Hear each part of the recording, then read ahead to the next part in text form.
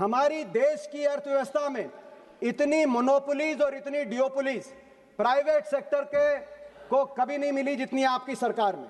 आज हम क्या देख रहे हैं, हवाई चप्पल से हवाई जहाज तक बैठने का आपने सपना दिखाया, लेकिन हमारे समय एविएशन सेक्टर के अंदर कंपटीशन था। Jet, Kingfisher, spice jet, air Asia, Vistara, Go Air. अब क्या है, 65% मार्केट शेयर अकेला इंडिगो को और 26% एयर इंडिया को, दोनों मिला के 91% मार्केट शेयर। दोनों वो आपस में बात करके अगर रेट तय कर दें, हमारे देश के हवाई यात्री के पास कहीं पेटिशन का मौका नहीं।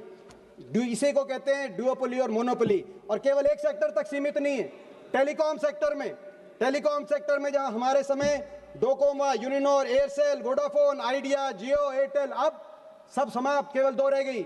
जियो और एयरटेल दोनों मिलाकर अगर हम मार्केट शेयर देखें, 80% टेलीकॉम का मार्केट शेयर केवल जियो और एयरटेल के पास। आपस में वो तय कर लें तो कंज्यूमर के पास कहीं जाने का कोई रास्ता नहीं। इसी तरीके से मैं एक आपको उदाहरण देना चाहता हूं, वित्त मंत्री जी, बड़े बड़ी जो हम देखते कैपिटलिस्ट इकोनॉमीज हैं, अमेरिका का उदाहरण।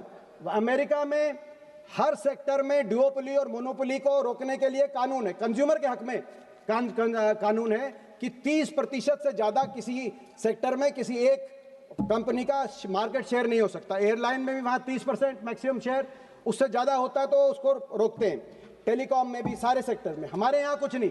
कितने ऐसे सेक्टर हैं जहां 30% से ज्यादा एक ही कंपनी का, कार्गो में 30% से ज्यादा अदानी का, कंटेनर में 50% से ज्यादा अदानी का, एयरपोर्ट में 30% से ज्यादा अदानी का, और जो मैंने आपको सिविल एविएशन और टेलीकॉम तो बता ही दिया।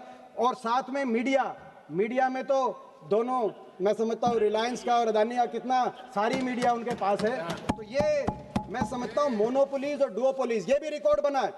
कभी देश के 78 साल में ऐसे कंपनियों के हाथ में देश के अलग अलग सेक्टर नहीं गए। छठा